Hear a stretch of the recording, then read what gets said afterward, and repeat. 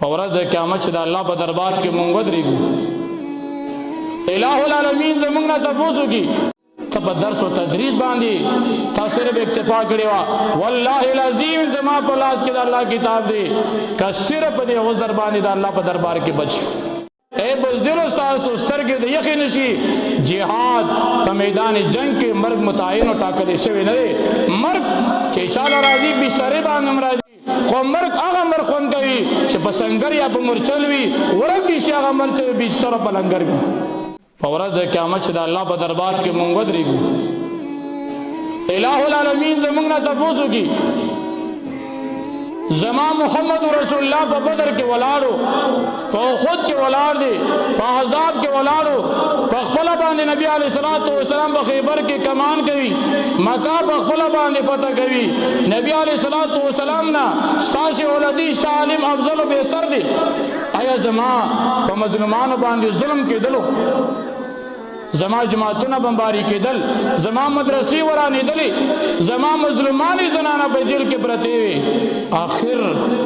ته په درس و تدریس باندې تا صرف اکتفا کړې وه والله العظیم زما په لاس کې د الله کتاب دی که صرف په دې عذر باندې د الله په دربار کې بچ شو ځان به ګنهګار ګڼو مونږ ګنهګار یو فرض عین جهاد مونږ پرېښودلی درې صحابه کرام کعب ابن مالک هلال ابن امیہ مرار ابن ربی رضی اللہ تعالی عنہم آغوی د اقدامی جہاد نہ پاتے شول فرض عین جہاد نو اقدامی جہاد ہو کچاور کی شمولیت نوے کڑے گنہگار نو اقدامی جہاد ہو رسول اللہ صلی اللہ علیہ وسلم اقدام کولو 35,000 صحابہ کرام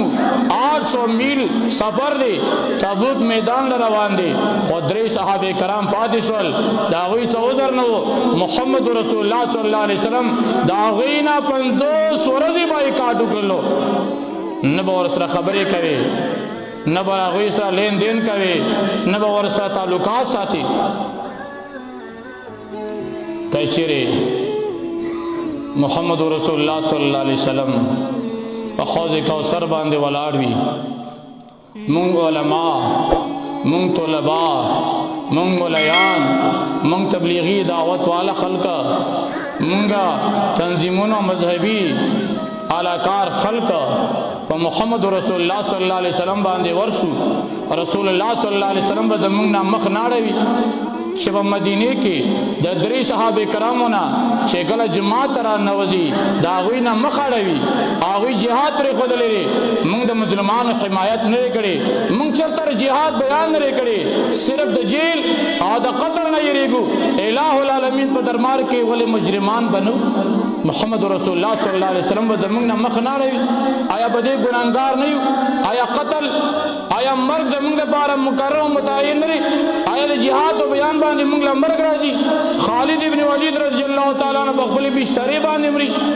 ملګری چې کله ورغلل خالد جاړي اوای ها انا موت موت الجمل ها انا موت موت الخمار نن خالد د خر په شان دی په خپل غوجل کې مري نن خالد د وخ په شان دی په خپل زیبان مري ملګری ورته وای تا خو د رسول الله ملګرتیا کړی را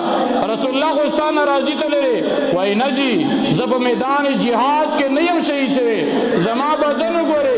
هر زید ما زخمی لري پاغي باندې غشي نشان لګیدل لري پنيزو باندې وهل شوی لري خونن خالد په بستر باندې مري اے بزدل خلکو خالد فرمای اے بزدل خلکو زما یو پیغام اوري لا نامت وین الجلبنای اے بزدل استاد سترګې د یقین شي جهاد په میدان جنگ کې مرګ متعین او ټاکل شوی نه دی مرګ چې چاله راځي بستر باندې راځي خو مرګ هغه مرګ خون کوي چې په سنگر یا په مورچل وي ورکی شي هغه مرګ چې بستر په لنګر وي نور به مرګ در ترازی دا متعینه خبره ده نه بهادر نه حق وایونکي مخکې مر شوی دی او نه بزدله د ټیم نه وروسته پاتې شوی دی خو صرف د الله په دربار کې مجرمان بو محمد رسول الله صلی الله علیه وسلم په خپل باندې په نفس نفیس بدر ل روان دي مونږ خو چې کله د رسول الله صلی الله علیه وسلم سیرت بیانو امام غزالی کتاب را واخلو د نبی علیہ الصلوۃ والسلام خوراک یا رسول الله بدری کو ته خوراک کولو بدری قسمه ناشتی کولو نبی علیہ الصلوۃ والسلام بداسي لباس پین لباس اچولو رسول الله صلی الله علیه وسلم با تور یا پین پګړی والو نبی علیہ الصلوۃ والسلام با خوب خوراک ورلو چې کله به خوراک ول غینه بعد به خواږه خړل خدا خو منوي چې محمد رسول الله صلی الله علیه وسلم والله چې تورا په میدان کې چراولې را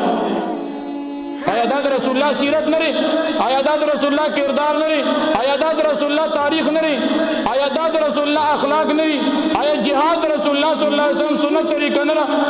کانوی پکار چې قران نه مونږ باسو او کوي پکار چې مونږ ورته شرارت او شر نه وای اسنا چې نیم کو او په نوې له باندې د الله په دربار کې مجرمان شو یو طرف لا نه کو بل طرف ته نه وای نو کم سے کم وینا خو پکار ده